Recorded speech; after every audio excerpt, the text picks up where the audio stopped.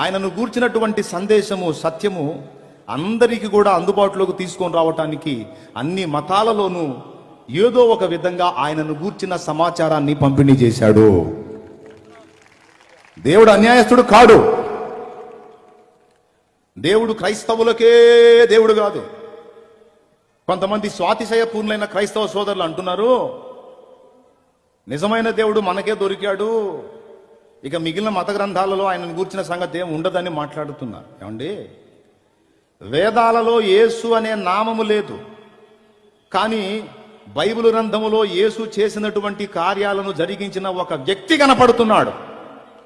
యేసును పోలిన ఒకడు కనపడుతున్నాడు. అతని పేరు ప్రజాపతి అని ఉంది. అట్లయితే ప్రజాపతులు చాలా మంది ఉన్నారు కదంటే, ఉన్నారు. దక్ష ప్రజాపతి ఉన్నాడు. బ్రహ్మల్లో కూడా చాలా బ్రహ్మలు ఉన్నారు. పులస్య బ్రహ్మ, విశ్వవసు బ్రహ్మ, రావణుడు కూడా బ్రహ్మే, రావణ బ్రహ్మ, మయ బ్రహ్మలు ఉన్నారు, చతుర్ముఖ బ్రహ్మ ఉన్నాడు. ఈ బ్రహ్మలందరికీ కూడా అతీతంగా పరబ్రహ్మ ఉన్నాడు. పరబ్రహ్మ, బ్రహ్మ అనే పదాన్ని పురుష అంటారు. పురుష అంటే బ్రహ్మ అని.